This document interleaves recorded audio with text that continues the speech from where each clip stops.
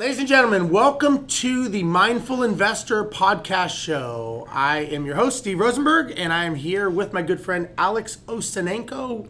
And we are here in Houston, Texas, and Alex is coming down and checking out the scenery, getting to know the local people, local talent. And we have our good friend, my good friend, Darel Daik here. Darel, thanks for being here today, Always man. good to see you, Steve.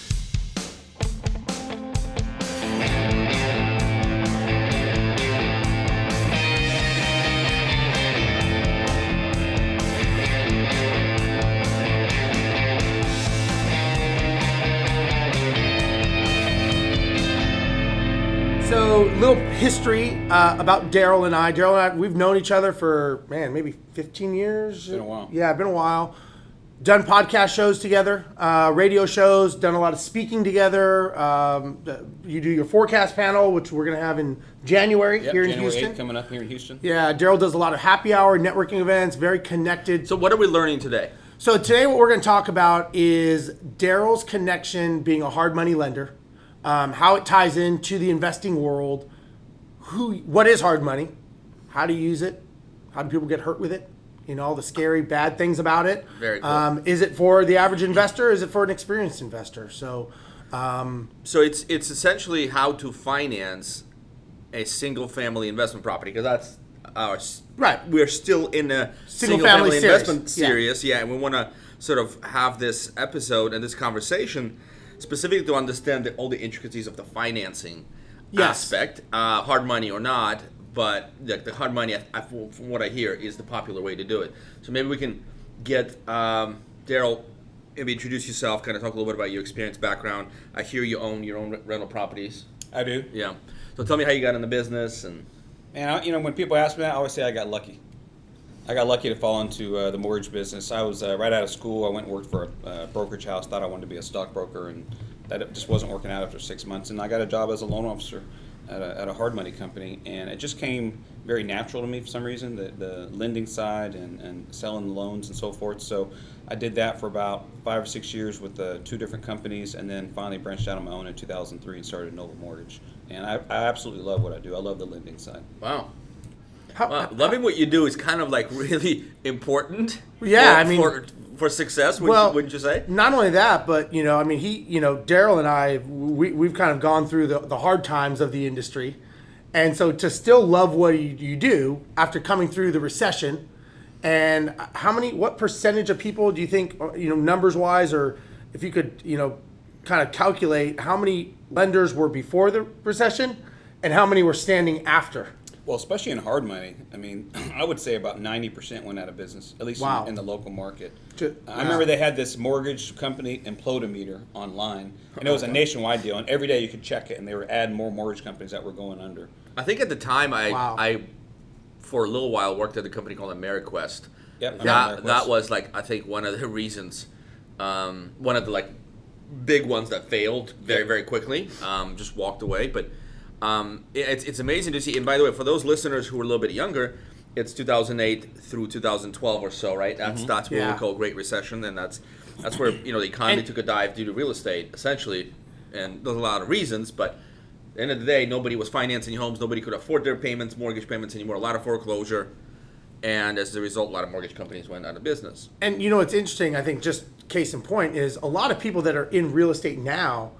It seems weird to me, but they have only been on the upside. Oh, yeah. They don't know anything about the Very 2008 good point. timeframe. So to them, it's kind of ancient, not to date ourselves, but we kind of know that there's an opposite to everything. And the pendulum swings both ways. And we've seen what it's like on the other. So a lot of people in real estate right now are kind of like, this is easy. I can syndicate. I can buy houses. I can flip. There's no way I can lose. And interesting. So this is a question for Darel. Darel, you are in the heart of it right now. What are you seeing? If you had to predict next 6 months to 3 years, what are you seeing? So, it's hard to predict 3 years out. It's even hard to predict 1 year out. But, what's interesting is, real estate's very local, but earlier this year, there were signs that the Houston market was really starting to slow down a little bit. We're getting days on market. We're starting to go a little bit longer. Prices were starting to dip a little bit. But now we've had about a 5-month good run Prices have been increasing. Volume has been increasing the last 5 months. So right now, everything is pointing to a good 2020. It's an election year, obviously. Whoever's in power always just tries to make sure they hold the economy up during that time. So right now, the Houston market is looking pretty strong, and nationwide is still pretty strong. We have days on market a little bit higher than they were a couple years ago, but inventory is still in balance. We're less than, I think, at 4.2 months of inventory right now, which is still very healthy. So we're in a healthy market right now. This is very interesting, Steve, because we did see the signs of slowing down. Like I personally, had thoughts about, maybe exiting some investments, maybe waiting out a little bit. But you're right. I mean, how do you, like, without going too deeply into the economy and politics, like, what do you think is causing this resurgence? Right. We haven't really had the dip. I think it's time for the dip. We really haven't had one. How are we surging back up? Jobs. It's always jobs. I mean, typically, an easy way to look at real estate is, for every 2 jobs created, 1 house is purchased. And when you have strong job growth like we do, and we have very, very low unemployment, that's great for real estate. And what we didn't have in 2008 were jobs. The jobs were negative, and so now we have positive jobs and very low unemployment. People can buy houses, and not just buy houses. The higher end market's doing really well. That 250 to 500 is doing really well. That's the strongest market, Houston, right now. And then second behind that is the 600 to 900 market. That's a really strong market. Which is rare. That's a move-up market. Yeah. So, right now Houston's doing really good. We're on good footing.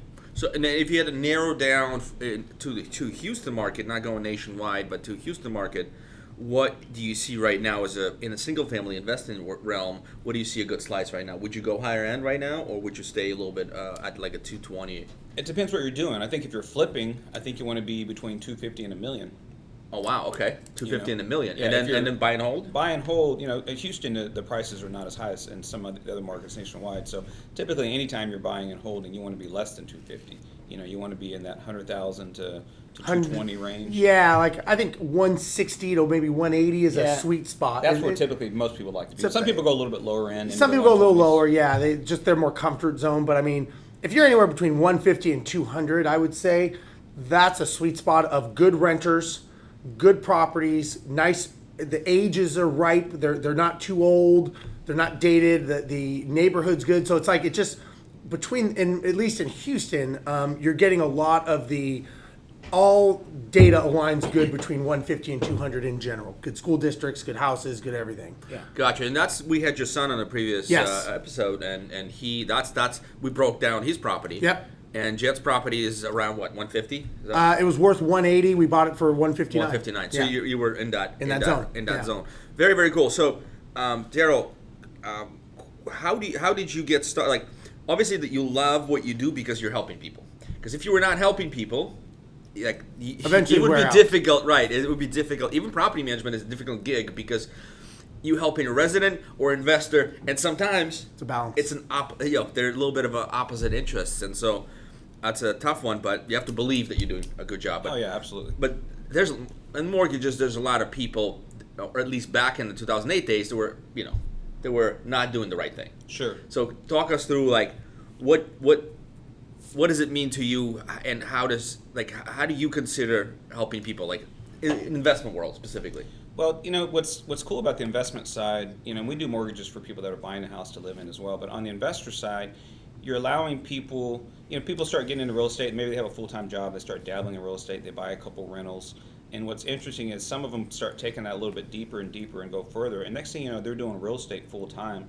And you see them living this completely different lifestyle than what they were living before. Before they were at work, 8 to 10 hours a day, it's time to do real estate on the side. But I love it when we take a rookie investor who was in corporate world and eventually, retires out of corporate world and starts doing real estate full-time. And you see him, making social media posts. I have all this free time now. I can take my kids here. I can go, take the day off. They're walking around in shorts and flip-flops. And to me, that's a success story. That actually happens? All the time. That is awesome. You've got that story of that older gentleman. I love hearing that story. Maybe you could share it with him. I think it's a great story. Yeah, he came to us. He bought at the right time. He bought like in 2010, but he wanted to buy 10 houses. He was in his early 80s. His wife was in her early 40s, and they had two kids that were 8 and 10. Mm-hmm. So think about that age difference. So he's like, I want to buy 10 houses to leave something to my family.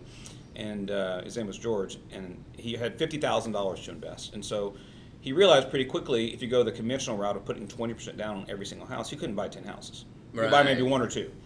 And so we showed him how to use the hard money route where you can get 100% financing. And he ended up buying 8 houses over the course of 2 years. And all he does is hang out with his kids, and he travels with them. He came into our office a couple years ago out of the blue just to say hi. And he's like, man, I'm living the dream. I love this. I've been in Australia for a month with my kids. It was over the summer. And he goes, those houses are just paying for everything. It was a really cool success story. Can you talk to us about the financing part of the real estate? Because I'm fascinated by this, and like we assume that 20% is what you need to get into a decent house. Sure. How do you guys work? That's a myth, and that's why people use hard money. So the hard money, it's a more expensive loan, but the loan is built for investors that are buying houses under market value that need to be renovated. So if you're buying a house that needs to be renovated, typically you're getting a better deal on it, because there's sweat equity there. So what it does is it enables you to borrow up to 100% of not only the purchase price, but the repairs and even the closing costs. So you can get into these deals for no money down at all if you buy them right. You have to be able to buy them right. You have to be able to find a deal. So we'll lend on if it's a buy and hold rental, we'll lend as high as 75% of the completed value, what we call the after repaired value of the property. So easy example is you're buying it for $50,000. It needs $20,000 in repairs. There's $70,000 right there in cost. If that house appraises for $100,000 after the repairs are completed, then we would lend as much as $75,000. So that's 100% financing, including closing costs. And you're still got 25% equity in the deal. So he's protected, and more importantly, the investor is not putting themselves in a bad position, and they're protected. That's right. Understand. And so that money, so I'm just going to start breaking it down a little bit. Sure. So bear with me as, do it for the benefit of audience, of course, but my own as well, because I want to learn this. And so when you find that deal, let's go with 50, let's stick with 50. You find that deal, somebody come to you, and because how do you know if the house will appraise after those renovations? So typically the investor is working with a realtor and or a wholesaler who's giving them an indication of what they think the property is worth based on homes that have sold in that area in recent months. Now, as the lender, we have to verify those numbers. We send an appraiser out there, and we can, get a full report from the appraiser, tell us this is what they think the property would appraise for if certain repairs are completed. When we get an appraisal back, we make a loan based off of that. Do you specify the type of repairs that need to be completed? Yes, so the investor will give us an itemized list of the repairs. If it's something very, very higher end, we want to see like finishes. If they're changing the floor plan, we want to see some kind of drawing, specs and plans, things like that. So the more detail we get, the better to give the appraiser an idea, because houses are typically outdated or they're in various stages of disrepair. So the appraiser kind of has to paint a picture in his own mind what that house is going to look like at the end of the day. Gotcha. And then let's say I came into you with plans. You going to lend me $50,000 right away to buy the house, or are you going to lend me the whole $70,000? So typically in that transaction, at closing, we would fund the $50,000 for the purchase. We would fund the closing costs as well, and then the $20,000 we would hold it back to be distributed to either you or your contractor as the repairs are completed. So and then you sort of do inspections. That's correct. And then there's a specific, I can't remember the terminology, but you release that money. It's like draws. We do draws. Yeah. Exactly. So. The roof, you're doing the roof and the foundation, you do that first, and then we send the inspector out to make sure it was completed, and then we issue a draw for that work. So let's work out the best case and the worst case scenario. Talk us through, Darel, what is the best case scenario in this particular situation, and what is the worst case scenario for the investor? So the best case scenario, and let's stick to the buy and hold strategy where you're buying and keeping it as a rental, is correct. They buy the house and using those same numbers, they have 100% financing from the hard money side. Once the repairs are completed, we immediately refinance them into a 30-year mortgage. Okay, it doesn't even have to be rented yet; just the repairs have to be done. We do those loans all the time. We do hundreds of them a year, and they're in and out of that hard money loan in about 60 to 90 days. They immediately transition into a 30-year fixed interest rate. Right now they're hovering around high 4s, low 5s, and they have a fantastic loan. They never have to mess with it again. They get it leased, and they're getting positive cash flow within the first 3 months. Wow. So that's a best case scenario. That's the best case scenario. And you're on to the next one. Okay, yes, and you're on to the next deal. And you can do multiple deals at the same time. Well, let me ask you this. Once closing costs and everything's done, let's say, again, you're at 25% equity. What is there a rule that investors should like to see in that final equity position after they refi out of the hard money into the next one? It depends. It's interesting. Everybody has a different model. Sure. But we've done deals where people are at 100% of cost Really? at the end of the day. They don't have any equity, but they're after the cash flow. Right. So it depends what you're Depends after. on the strategy. Yeah, are you after long-term gains or are you after cash flow? And if they say both, then they don't know what they're doing. Right. Yeah. Exactly. Yep. It's hard to get, not to say Yeah. they don't know what they're doing, but it's hard to get both. Yeah, Typically exactly. you either want gains in real estate value or you want cash flow. It's difficult to And get that both. changes also, Alex. Just that changes in the price point of property you're buying. Yes. And it changes in the cycle of where real estate is at the time. Like, That's right. right now real estate, if it's slowing down, if it's a buyer's market, you're going to get one thing. If it's a seller's market, you're going to get something else.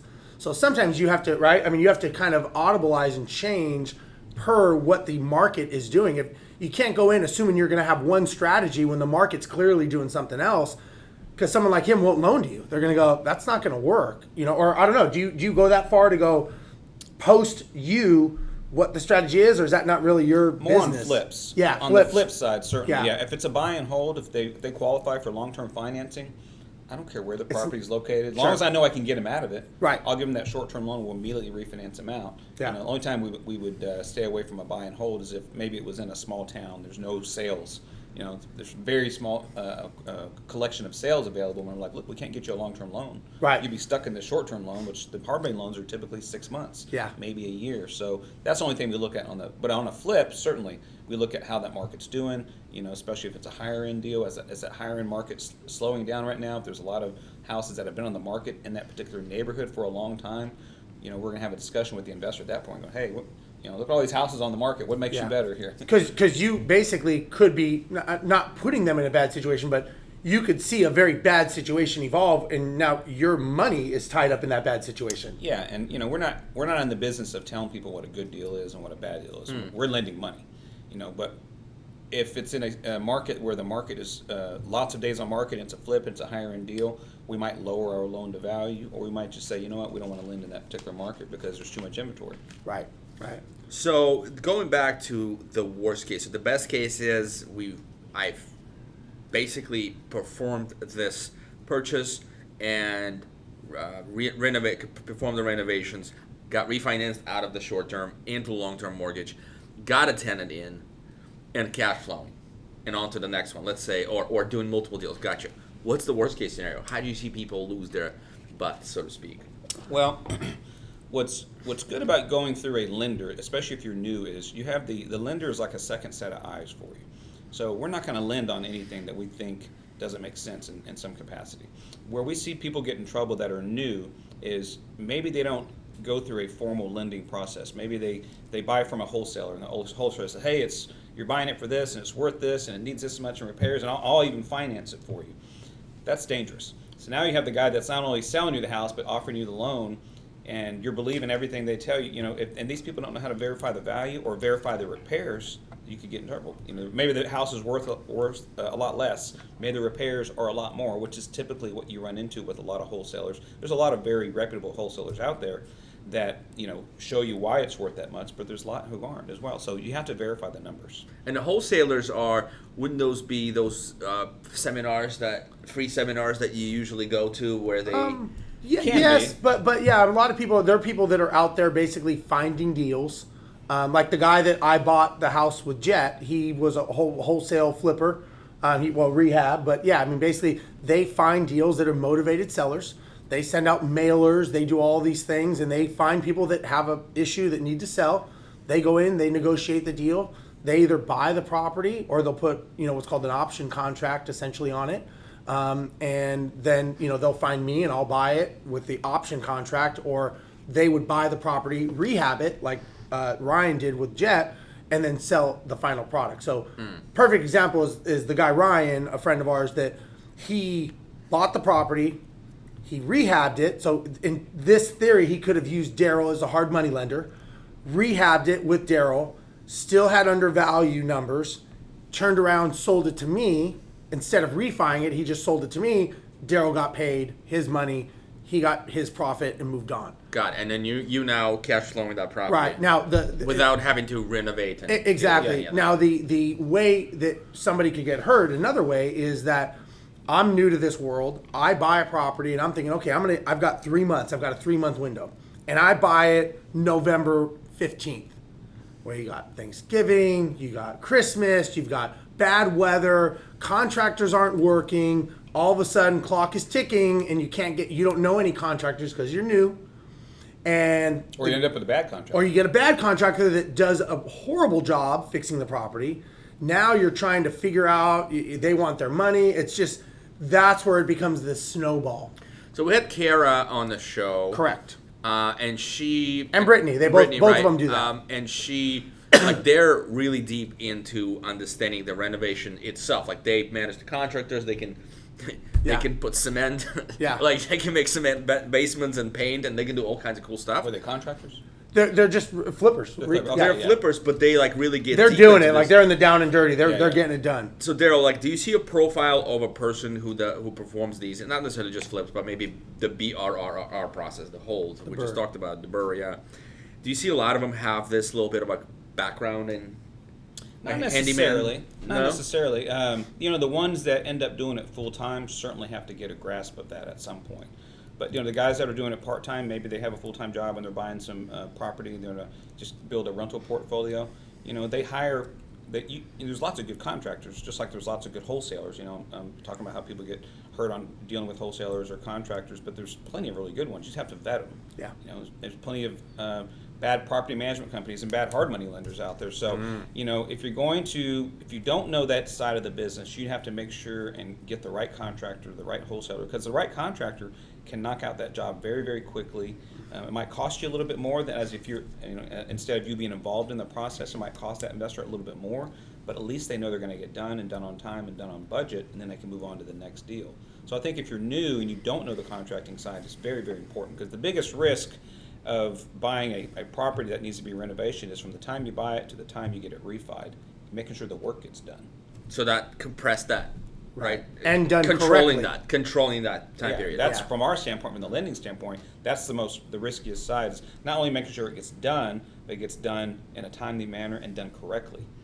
If it's completed and it's not done right, then all of a sudden, it's going to take them more time. The loan's going to keep ticking and cost them more money, and that's where people can get hurt on a deal. And there's a lot to, Darel kind of hit on it. There's a lot to be said with creating your team and getting the relationships. And correct me if I'm wrong, but when you get someone who's new, you're a lot more cautious as opposed to someone who you've been working with.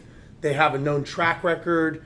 Obviously, you're still verifying the information, but someone who doesn't know anything, you're going to be a lot more cautious and conservative on what you do and help them, as opposed to someone that and you're like, yep, they know what they're doing, they're going to kill it. Oh, yeah. I mean, if it's a new investor, the investor's going to have a lot more questions up front. We're going to spend the time to visit with them and also help them create their team, Right. Recommend some contractors, recommend some wholesalers where they can find deals. Right. 'Cause, like I said, it's all about, You want them to succeed. yeah, we want them to succeed, so we can do multiple deals. Multiple with them. deals. I would say, 90% of our new investors end up doing multiple deals. Right. Maybe they do two, maybe At they the do same 20. time? Like concurrently? Or you mean Sometimes. No, Okay. like typically multiple Sequential. transactions. Maybe not at the same time, some at the same time. But typically they don't just come and buy like one rental house or do one flip. Typically they're doing You several. you get excited. You get into this. If it works right, you keep doing it. Of course, yeah. And they're Yeah. like, oh yeah, the first one is always really scary for the investor. Because you don't there's- know what's coming. Well, there's so many, it's like a symphony. There's so many different players out there. You got the percussionist, you got your trombones, you got your tuba. So, all these players in real estate, you got the realtors on both sides. You have, maybe there's a wholesaler. You have the title company. You have the mortgage company. You have the appraiser. You have and they're trying to figure out how all these pieces work. And then they all come together at the end for one closing. And so it's a little intimidating for someone when they first start. But once they get one behind their belt, they're like, oh, okay, now I get it. Yeah. That wasn't that bad. Yeah. Now they know the process. And then when they get to the point with us where hey, I've got this deal, I'll shoot you the contract, needs to close next week. Yeah, sure, no problem. That's our favorite client. One that we've already done deals with. We know they know what they're doing. They just shoot us the contract. We have all their paperwork set up. We close and It's a we business. closed one last week in 2 days. The guy called us on Wednesday before Thanksgiving at noon. I got to close on Friday. I'm like, hey, we're closed on Friday, and so is everybody else in this town. Yeah. We close on Mondays. We Yeah. close on Monday. Wow. I mean, that quick. So, it's all about who you know and building your team and building that trust. What? So Darel, sorry, Steve. Yeah. This is before I forget. I want to sort of what happens when everything is looking good. This is your third flip. Everything's good, or not flip, maybe purchase, whatever.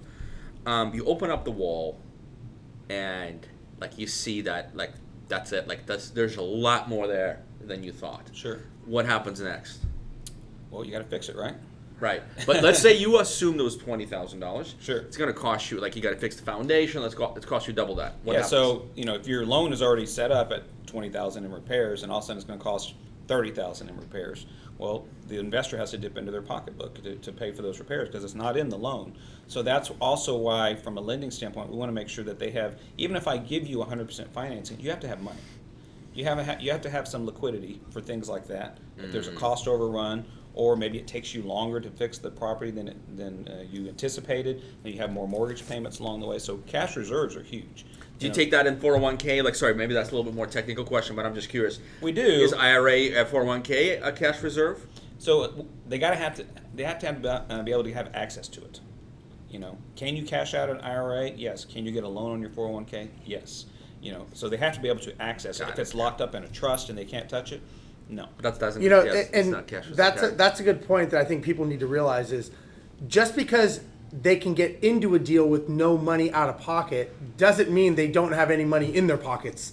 You have to have money to be able to do these kinds of deals because it's not for people that say, I've got no money, I want to do a no money down loan, which we remember way back in the day, you had no money, that's why you got the loan. You have to have reserves. You have to have the ability that if I said, hey man, I got a problem, Daryl's going to go, you have a problem. You need to get that fixed because your note's coming due. That's a very interesting point. Yeah. I see a lot of times you see these get rich fast. No money real down. Estate, no money down, and that's why I want to qualify that. But then I have the other side of the question, Darel. Like, all right, I got money. I got like maybe $100,000 sitting like liquid in my checking account.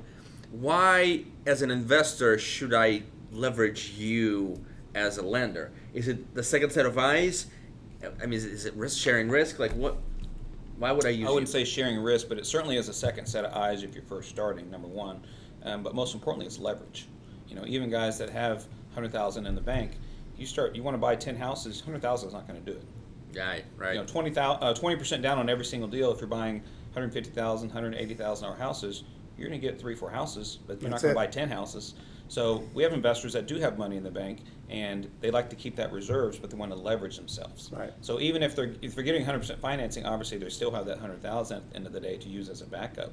And maybe they don't get 100% financing every time. Maybe they can't. If they're new, they're typically not going to get 100% financing because it's hard to find those super really good deals where all the numbers work out. But maybe they're only putting in 5% or 10% on that transaction for their first 3 or 4 deals, and then they learn how the game works and they start getting better at finding those transactions and getting relationships with wholesalers and realtors, and then they start getting 100%. So they can buy a lot of property with that $100,000 without having it all be sunk into maybe just 3 or 4 houses. So now you're leveraging your portfolio. You're building a much bigger cash flow on a monthly basis just based on that $100,000 that you didn't have to spend. It's like that old adage, when you don't need the money, everyone will loan it. When you need the money, no one will loan it to you. Cash is king. Cash is king. If you've got the cash, yeah, exactly. Now, and I remember you and I were in Dallas that time where you had to take one back. So let's talk about I took two back. Well, I was up there with them. So let's talk about that side of it when you actually do have to take a property back from someone, and how often does that happen? Number one, and what's the transaction like? Well, it's interesting. There's a lot of people when they hear about hard money, because hard money is typically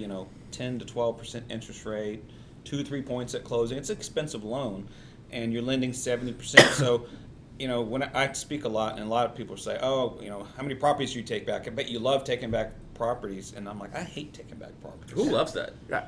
I'm sure there are some loan sharks out there where that's their model. Oh wow, okay. Where that's how they acquire real estate. But from my standpoint, we hate taking back real estate because it's not what we do. Right. It slows down my whole business.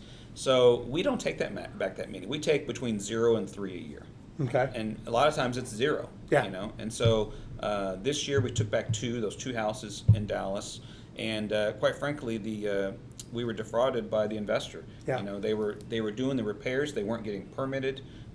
Our inspector missed some things on his side, so we weren't aware of it being done. So they basically came to us and said, "Yeah, we're giving up on these deals," and gave us the keys and walked away. Wow, the investors did? Yeah, the investors did. So wow. After we got in there and started looking at it, we're like, man, the foundation wasn't done right. They didn't permit this. They didn't do this. So we had to completely redo everything that they did. And we have a contractor who's finishing the houses right now, so it's going to be fine. You're still working on those? Oh yeah. That's been a while. Oh, it took 2 months to get permits. Wow. Darel, are you going to lose money on this? I don't think we're going to lose money. I think we'll, normally when we take back a property, normally we either break even, maybe we lose a little bit, maybe we make a little bit, but typically we don't. We've never taken knock on wood, we've never taken a big loss in anything because we keep our eyes on it, and we have that 70% spread on these deals. So unless the market crashes overnight, like in 2008, in 2008, 2009, you had houses that we were lending on that were worth $100,000, and by the time you took them back and got them fixed and put on the market, those houses were worth $70,000 now. Yeah. So that's why lenders were going out of business in 2008 and 2009 and then nobody was buying them. So with those, from our standpoint, we just held them. We had a rental portfolio that we created for my company. We said, you know what, we're not going to take the loss on these houses. Let's just put a tenant in there and rent them out. When the market improves, we'll sell them, and that's what we did. So that's my question back. Like, how did you survive the 2008, 2012? There was a lot of whiskey and a lot of creative thinking. A lot of nights. I wish I was kidding about that. So part of it is turning those assets that you no longer that people walked away from into rentals. Mm-hmm. Was there other parts, like how else? We had to get so creative. We had to get very, very creative on what we did, and we still adapt the strategy. So when we take back a property now, the first thing we do is we go out there and assess it and see if we can find one of our investors that we know and trust that wants to buy it. Hey, you want to buy this house? As is, we'll finance it for you. If they don't, then typically we will hire a contractor to finish it ourselves and either sell it on the open market as a retail investment, for someone to live in it, whatever. We've pursued owner financing on transactions, and then we've also pursued holding them in a rental portfolio. So we had multiple exit strategies, So it depends on what it is and where it is. If it's a higher end house, typically we're going to want to try to sell it. But if it's a good rental and the market had dropped and we couldn't get our money back, we're like, let's just rent it out. So we rented out several houses. We had about 15 houses at one point that we were renting out. And we just managed the process, and then when the market improved here in 2012, 13, 14, I think we sold most of them in 2016, and we did well on them after holding them, and they both paid for themselves that entire time. Really cool. So let me ask you this: if you're talking to an investor, and I know you talk to tons of new investors, ones that are watching, what advice would you give them if they're getting into this and they're thinking hard money? I like it. I like what I'm hearing. What kind of tips would you give them when they're getting started, getting their team, knowing numbers? What would you say? I mean, they need to educate themselves. There's so many ways to educate themselves, either online or in all these investor groups that are in their local markets. And align yourself with the right team members. There's people you can network with that will be glad to help you and introduce you to their contractors or their lenders. I mean, you just have to work at it, and make sure you vet out everybody. Because real estate is a great business. I love real estate. But real estate is also, there's an easy way to get burned because most of these, businesses are not highly licensed. Right. So it's very lucrative, but it has very low barriers to entry. Right.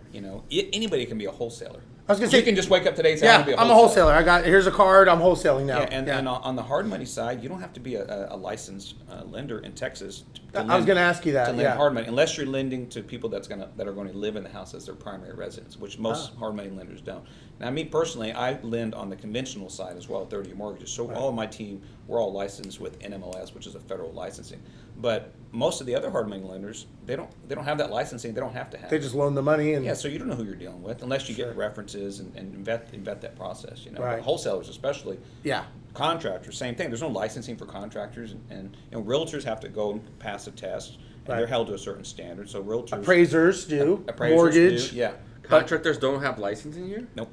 No. That is crazy. Not in California, Texas. it's very, very difficult to it's pass not that like test. that in Texas Yeah. at all. Wow. They did it Did for not a know while. They actually had a construction commission prior to the Great Recession.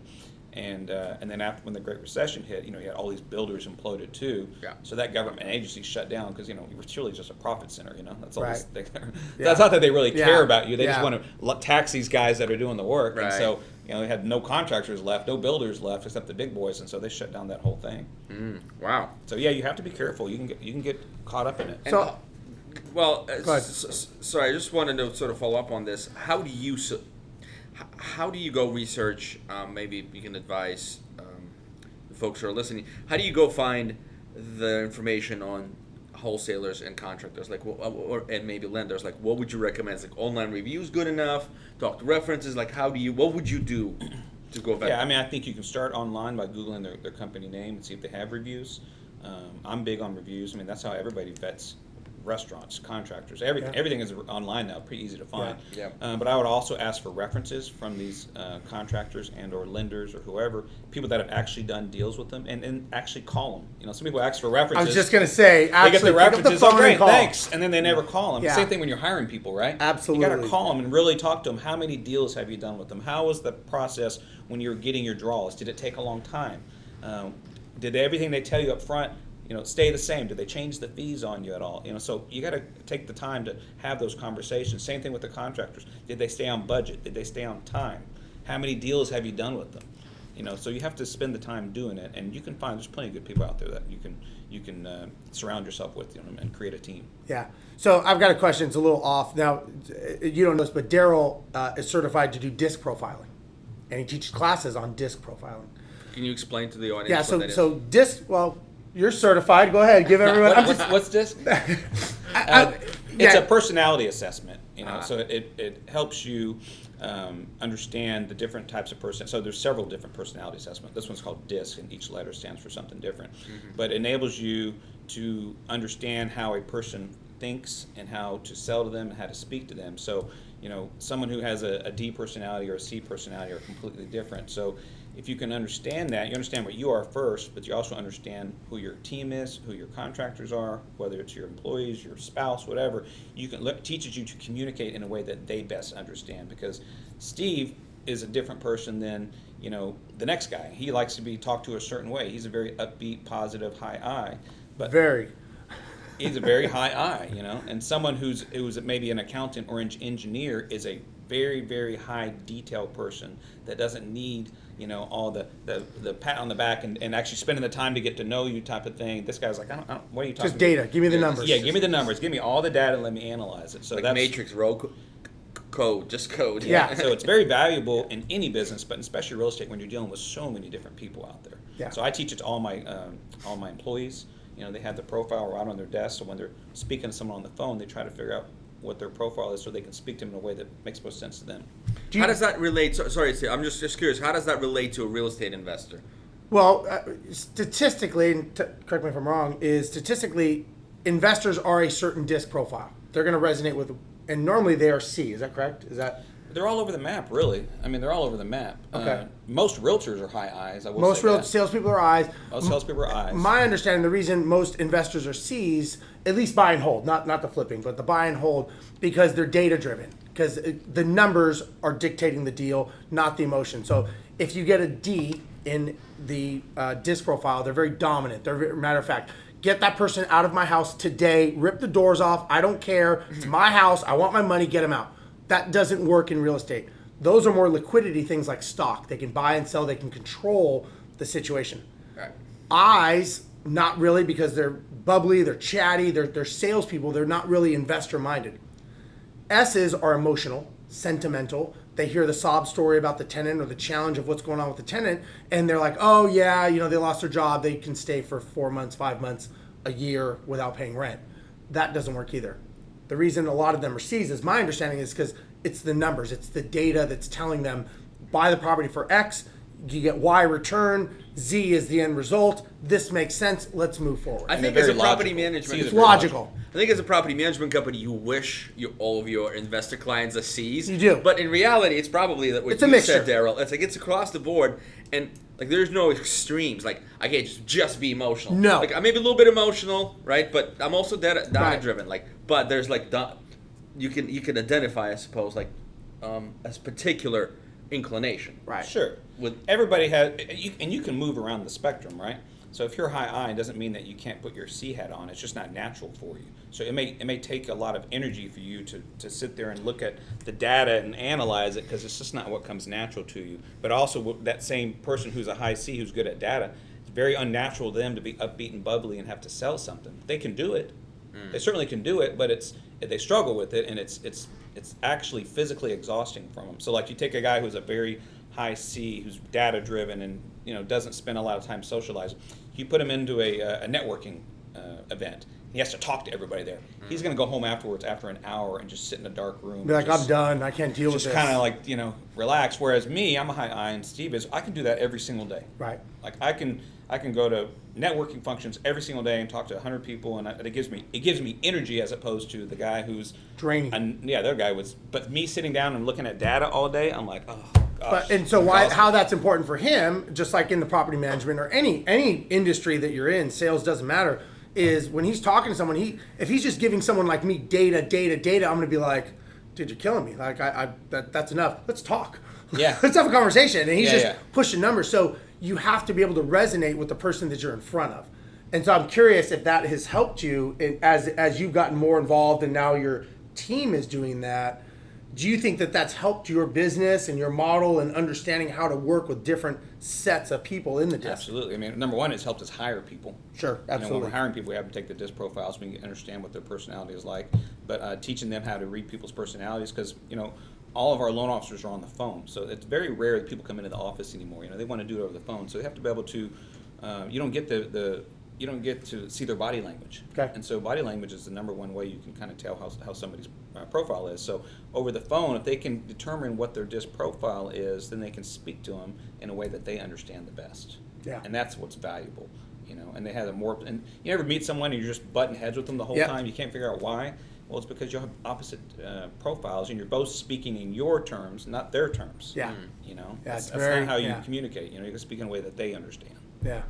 Well, let's. I think this was On that note, incredibly Yeah. educational. Yeah, Yeah. I really appreciate your time, Darel, and it was great meeting you. And I'm You as well. sure we can get deeper and get more stuff. But those of you listening, if you want to continue the conversation, you can find us on Mastermind Real Estate Investment Club on Facebook. If you need property management services, Mynd.co. And if you need money, hard money, Noble Mortgage. NobleMortgage.com. Guys, it was a pleasure, and thank you very much for listening. We'll see you next time. We'll see you guys. Thank you. Thank you. Bye-bye. Bye-bye.